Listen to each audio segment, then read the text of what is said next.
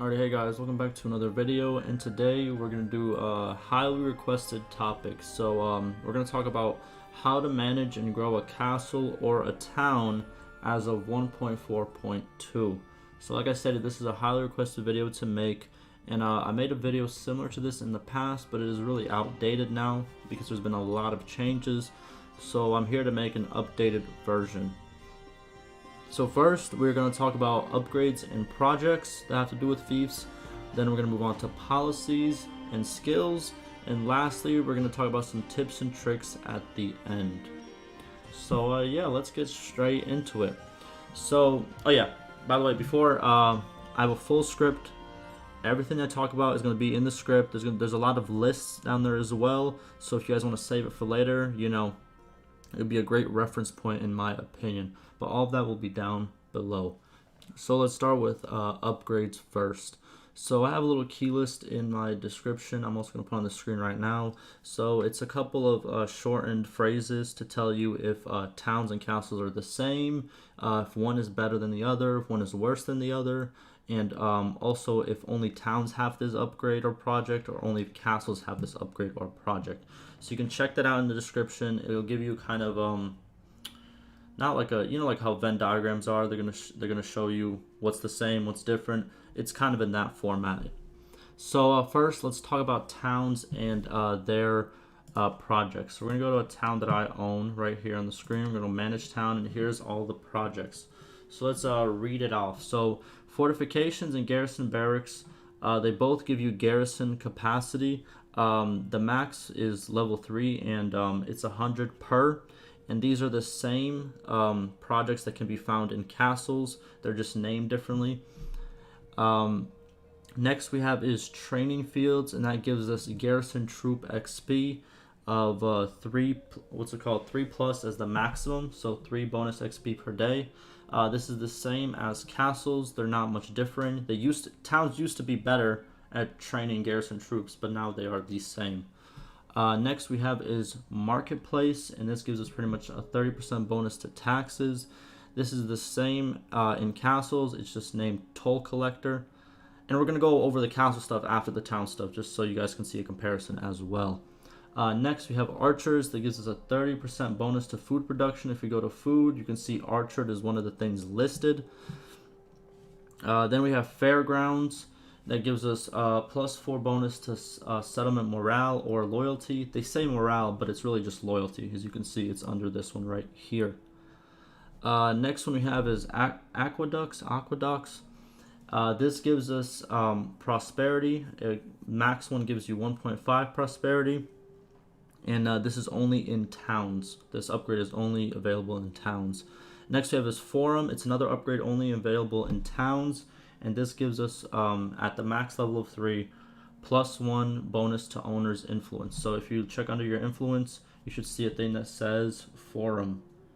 Actually, I don't think it says it on here. It's under settlement buildings, right? But they should kind of rename it forum and put it in parentheses, right? But forum has to do with settlement buildings, if you're wondering. I have 6 towns, so I have plus 6, as you can see. Next one we have is Granary. So Granary gives us 600 bonus food reserve. Pretty much it's talking about, it's not food production, but it's how much food a town or a castle can hold. And the Granary is better in towns because obviously towns are bigger. Next we have is workshops, and this is a plus 9 bonus to construction, which pretty much means stuff will be constructed faster.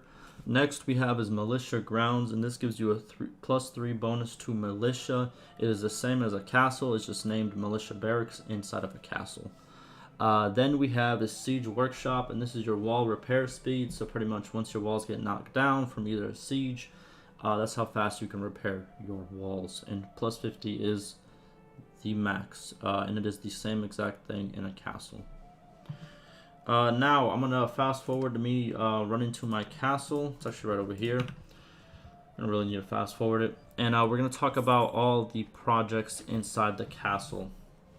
So if we go to manage castle, here's all the projects. They have significantly less. So let's go over them. So wall and barracks, like I said, they're both garrison capacity. They're the same as fortification and garrison barracks when it comes to towns. Both give you 100 plus to Garrison. Next we have our training fields. This is also the same as a town, and at max you get +3 Garrison Troop XP. Next we have is Gardens, and this is only in castles, and this gives you food production, and it's +15 at max level. There's a similar, pretty much orchards and gardens are very similar, except orchards gives you a lot more, and orchards are in towns and gardens are in castles. Next we have is Castellon's Office. I think that's how you say it. So this is minus 50% reduced militia during rebellion. I don't think this is implemented in the game yet, but yeah, max you get -15 reduced militia during rebellion. I don't know if it gives you, okay, so as we can see right here, it does give you a bonus to militia, even though it doesn't I don't know, it's kind of weird. This one is very weird to me because it says -50% and this gives you +3. Not very accurate, but I guess it gives you +3 if you really want to look at it that way. This is only in castles, by the way.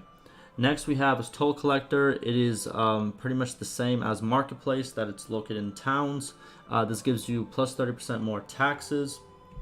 Then we have Granaries, and that is pretty much the food reserve. This one's +300, and it's pretty much half of what the town gets. Then we have Workshops, which is +3 bonus to construction. It's less than a town has. Town has +9 at max level, but it's still pretty good, you know. Construction isn't really that big of an issue in this game, in my opinion. Next we have is Fairgrounds, and this is your morale/loyalty, and this is +3 at max, and this is a little bit less than what do you call it? A little bit less than towns, which have +4 at max level. Then we have Siege Workshops. This is pretty much a 50% bonus to wall repair speed. It's the same as the towns. And then we have Militia Barracks, Militia Grounds, and it's the exact same as the towns, +3 at max. And then we have our daily defaults. So now in terms of daily defaults, towns have always bigger bonuses than castles. As you can see, this what do you call it? The daily defaults in this castle are below 1, and if we run over here to our what do you call it, our town, you're gonna see a big difference. If we go over here, these are all +3 apart from this one, right? But they're all above 1, as you can tell. And also, the higher prosperity your fief has, the better these benefits become. So I have a town that has about twice this prosperity, and it usually has around 6 for these, probably like 5 for this one, and probably like 3 for this one, right? Pretty much double. So the more prosperity you have, the better the bonuses will be. Now, what do these bonuses actually do? So housing gives you more prosperity, just gives you a boost right over here. Training militia gives you more militia, which is kind of obvious, boost right over here. Festival and games is your loyalty, boost over here. And then irrigation is village growth. And village growth, pretty much, the more your village grows, the better your prosperity will be, and the better your food will be, because they bring in a lot of food that your fief needs. Now, so that's pretty much all the stuff that have to do with projects. Let's talk about policies. So when it comes to policies, like I did in my other version, we could just pass this, doesn't really matter. So policies, we're not going to include policies that only benefit taxes. They give you 5% more taxes. We're not going to do those. Those are very simple, straightforward. We're going to talk about the ones that have to do with, let me go back, that have to do with these numbers over here. Your loyalty, your food, your militia, your security, your prosperity, those, because that's what helps you build a town, right? Usually taxes, more taxes is not actually better for your town's growth. You'll get more money, but your town won't do as well. So let's go into policies. So policies, first one we have is castle charters. Castle upgrades are reduced by 20%, which pretty much means they will be constructed 20% faster. So if you need them constructed faster, if you need the upgrades faster, this is a good one to pass. Next one we have is serfdom. So towns gain 1 security but lose 1 militia and 1 prosperity per day. Now I just want to say something. I'm going to explain it later in the tips and tricks part of the video. but losing prosperity and losing militia is not a bad thing. It sounds bad. It sounds like, oh well, I'm losing something. I want to gain everything. No, you have to have a balance, and I'm gonna explain all of that in the tips and tricks part because I kind of go in depth there, right? But I'm gonna show you all the ones that you either gain or lose, and then you'll see the benefits later on of, oh well, I need to lose some prosperity, or oh, I need to lose some militia because I want to gain some food and stuff like that, right? We're gonna talk about that a little bit later, but let's first go over all of these, right? So serfdom, +1 security, -1 militia, -1 prosperity. Next one we have is magistrates. This one, town security is increased by 1. Then we have trial by jury, and settlement security is decreased by 0.2. Settlement loyalty is increased by 0.5. Next one we have is, where is it at? Debasement of currency. We have settlement loyalty is decreased by 1 per day. Then we have road tolls. Town prosperity is decreased by 0.2. And like I said, I'm not going to read off the tax part. It's very obvious. I'm not going to read off like the extra things like the dinars, like I said before. I just want to focus on the, like I said, prosperity, food, militia, and all that type of stuff, and loyalty, right? After road tolls, we have bailiffs. And bailiffs gives your town security +1. And then we have imperial towns, and towns held by the ruling clan gain +1 loyalty and +1 prosperity. Towns held by non-ruling clans lose 0.1 loyalty, 0.3 loyalty per day. Next one we have is crown duty. We have settlement prosperity decreased by 1. Then we have hunting rights, town and castle food production +2, but town loyalty -0.2. Then we have war tax, which is town prosperity -1. Then we move on to charter of liberties.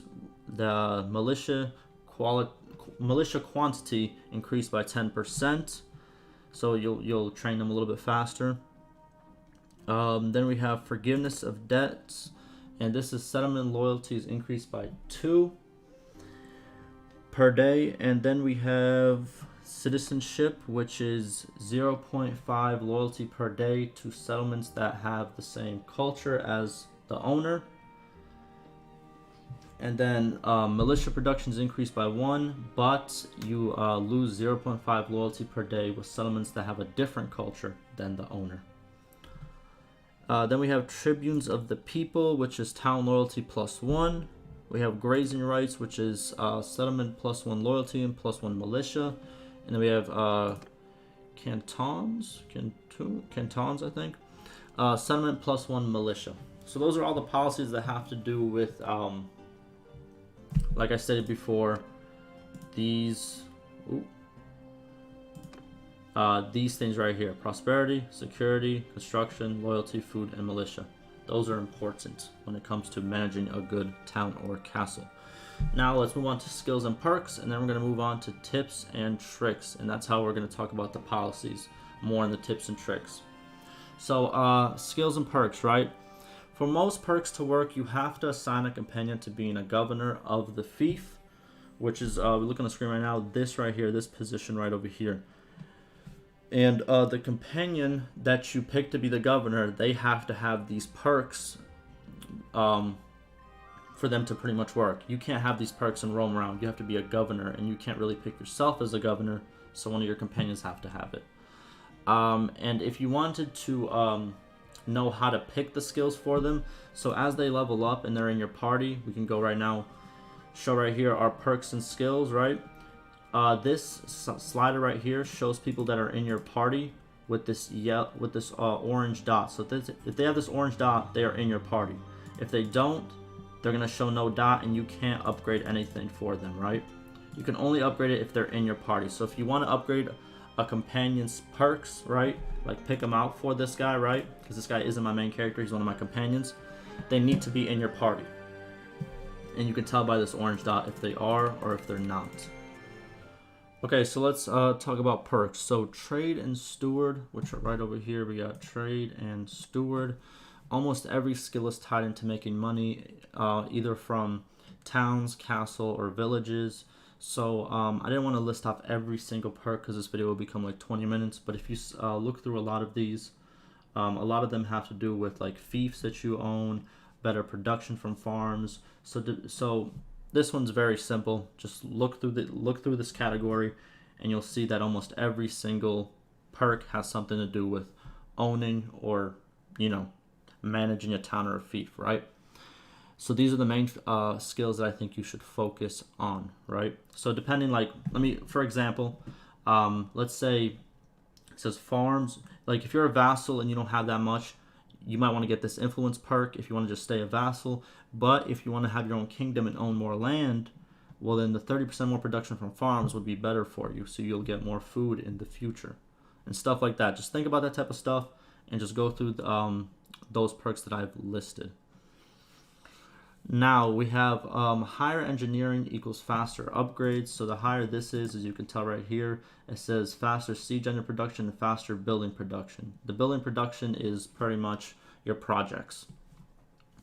Then we have higher leadership equals bigger garrison size. So if you want a big beefy garrison, the higher your leadership skill is, as you can see, it increases your garrison size the more levels you have in it. Now we have Vigor Skills, which are these ones. These are the ones that have been changed so far, and like I said before, a lot of these are going to be changed. Actually, I did not state this before, but I should have. So a lot of these are going to be changed. What do you call it? Over time. Like they've changed this one, I think like 2 weeks ago, this one a week ago, and this one very recently. I think they're going to go to bone next. So if I list some of these, what do you call it, perks, and they're not there anymore, just recheck if they're there, recheck what's changed, you know, if you see this video a month from now or something like that, right? So Vigor Skills, we have one-handed, two-handed, and pole arm. So a lot of these secondary, so I checked over all these new ones, so a lot of these secondary effects, which are the ones you see on the second line, a lot of them have to do with your garrison, and pretty much garrison discounts, like wage discounts, effectiveness of a garrison, and your loyalty. So if we scroll over, as you can see, government summons have increased militia recruitment. We have government summons gain security. See, like stuff that has to do with like troops or garrison and stuff of that nature, right? So I'm pretty sure there's even more. Where are they? See, garrison troops and government settlements are 30% more effective in restoring town security. Pretty much all of these, one-handed, two-handed, and polearm, they have to do with your militia and your garrisons pretty much. So look these over as you level them up. See if you want to level up yourself or if you want to level up one of your, you know, obviously your towns and stuff like that, right? So now let's move on to some other perks from these other skills right here that we can see that I think are pretty significant, right? I'm not going to list all of them, but I'm going to list my significant ones out. And like I stated before, a lot of these are subject to change in the future, so be wary. They might not be here when you see this video a month or two from now, you know? So first, let's go to charm skills. So first one is promoter / effort for the people. You get this as level 150. As we can see right here, promoter. Pretty much every upgrade gives you +1 reputation per noble of settlement to owner. So it's pretty good reputation for your upgrades, you know. So if you wanted to, if you get a town or a castle and you want good reputation with the nobles, because nobles obviously give you the troop slots that you can recruit troops from, right? So if you get this promoter perk before you do all the upgrades, guess what? You're going to have a lot of reputation with the nobles in the town, right? Then we have effort for the people, which is the other one that you can pick. And this one, town governor, 10% chance to get +1 reputation with a random noble while upgrade is being made. So this one's more of a gamble, but you can gain more reputation from it. Next we have is more morale leader and natural leader, which is at 200. If we go over here, and I think these ones are great. So you can either choose +10 security with moral leader, or you can choose +10 loyalty with natural leader. Whichever one you need at the moment, I think this is a great, a very good and a very significant buff as a perk. Next we have is parade. Right over here, this is also a very, very good one in my opinion. So you get this at level 225, and this gives you +5 loyalty if you are at your if you are at your own settlement. So whenever you visit your settlement, for the time that you stay there, you will get your settlement will get +5 loyalty. Next we have is leadership. If we go to this, we have gratitudes / stiff upper lip, which is at level 75 right over here. So gratitude gives you 20% higher loyalty gain, so 20% more loyalty, or you can choose to get town garrisons are 20% more effective. Now we have Dispenser of Justice, which is at level 125, and it increases security in a town by 5% while waiting. Unfortunately, it's in the same slot as this perk, which lets you revert troops into regular troops. Lets you revert bandits into regular troops, so I don't really see this one having too much play because this perk is very significant in the game, in my opinion. Next we have is Drill Master. Garrison's 20% more XP right over here. Then we have, this is actually a very good one in my opinion too. Drill Master is very good. 20% more XP for your garrisons. If you put units into your garrison, obviously you get, +3 XP per day, I'm pretty sure. This 20% is significant in my opinion. Next we have is Public Talker, which you get a 200 right over here, and pretty much the forum, the marketplace, the arena, temple, and festival effects are 10% more effective. Another great perk to have. Then we have medicine perks to end it off. So we have medicine, and we have one at 150. You can go to 150. Well, actually, two at 150. So pristine streets / bush doctor. So pristine streets, I can't say that, gives your settlement plus 0.5 prosperity per day, and then the bush doctor gives your villages 20% growth. I think bush doctor is way better than the prosperity gain. 20% village growth is amazing because villages, pretty much having healthy villages is what makes you have healthy towns and castles, because they provide most of the stuff that's in the towns or castles, right, in terms of food, items, and all of that. Then we have one at 200, which is Physician of the People / Clean Infrastructure. So the first one gives you your settlement +1 loyalty, and then the second one gives town upgrades related to health give +1 prosperity. You might be like, which ones are those? To health and sanitation. So if we go back to here, where is it? This has to do with health, as you can see right here. This has to do with health because it's clean water, it's sanitation, right? This has to do with health because it's food. So stuff like that would give you, +1 loyalty. Not +1 loyalty, sorry about that. +1 prosperity. Now, let's move on to the last part of this video, which is the tips and tricks, and it's going to put all the stuff together pretty much. Well, kind of, So first, let's talk about governors. Governors can be positive and negative. So once you assign a governor, check what changed, right? So you can take this governor off. Let's say I take her off, right? You have no governor. So what I would suggest, put a governor on, wait outside. Let's say wait here for a little bit, or you can even wait in the town, right?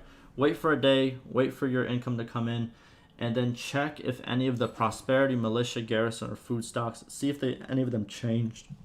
So if we go back, we go to manage town. If any of these have changed for the better, you might as well keep the governor. If it's changed for the worse, I would take them off, right? Also, governors that are from a different culture lose lose 1 loyalty per day. As we can see, she is not the same culture as the Sturgians. So as you can see, governor's culture -1. So you can keep that in mind. The best governors have high trade, steward, or leadership because obviously those are where the good perks are at. Also, give fiefs to clans based on their culture. Fiefs owned by different cultures lose 1 loyalty per day. So I started as a Khazate for this playthrough. So obviously this town is not in Khazate territory because Khazate territory is right over here. So as we can see in our loyalty, it says culture -1. That's pretty much because I'm not the same culture as the town that I own. what do you call it? Do not waste too much money on reserves. So 5k is plenty. I put a lot into this because this is when I first started my playthrough, but as you can see, it's just stayed at this, right? And all the upgrades are already made. You can't take this money out, and like I said before, 5k is plenty. So don't try to waste too much on it. You can't even take it out. So once you have 5k, that's fine. Or you can even have less. Start with 3k and then see if you need some more. Next, just like, it's pretty easy concept. Mouse over the resources like prosperity, construction, security. Construction, not really, but like security, loyalty, food, and militia. To see what's affecting it. You're going to see perks affecting it. Like you can see the parade perk all the way at the bottom. You're going to see policies affecting it, like pretty much all the policies I've listed above. And you can pretty much see what the big problem is and how you can fix it, right? Then we have, now here's some quick things, right? So militia over time goes down because more troops retire, as you can see right here. We have a retired minus 8.42, so over time this number will grow. Then we have higher prosperity gives you more militia and income, but high prosperity loses you more food. And so pretty much, how do you get more food now? So you can get rid of units in your garrison to free up your food, because if you go to your food, garrison is a big minus. Also prosperity is a big minus, but prosperity comes with it.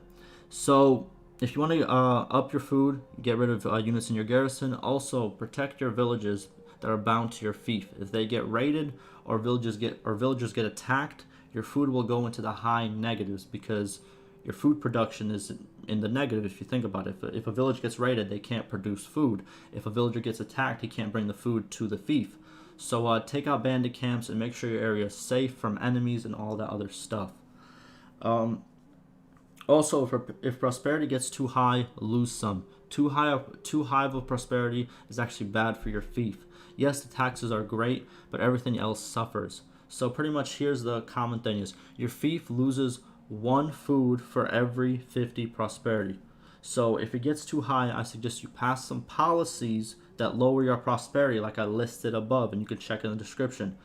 Find those policies, pass them, make sure your prosperity goes down to the point where your food can sustain it. And also during this time, don't activate housing. So during this time, if I want to drop my prosperity, I would either do village growth, which gives me more food, or I wouldn't do militia either. I would just either do the loyalty or the village growth. I'd probably choose the village growth if I were you. But yeah, so every 50 prosperity gives you -1 food. Just remember that. Now, this has been a long video. Hopefully you guys enjoyed. Ask me any questions. Add anything I might have missed, because I'm pretty sure I missed a couple of things. Obviously, it's a big topic. If you have any other tips and tricks, put it in the comments. It'll help other people. And yeah, like always, stay safe. Oh, sorry about that. I have a Discord. Go join it. We have a community growing. The reason I made this video right now is because a lot of people in my Discord decided to tell me like, hey, I need some help with this. A lot of people agreed with it, so I decided to, take it into the consideration and make this video. So if you have other video ideas, go to Discord, start a conversation. I'm on there daily, so yeah, I'll see you there if you decide to join. But like always, stay safe.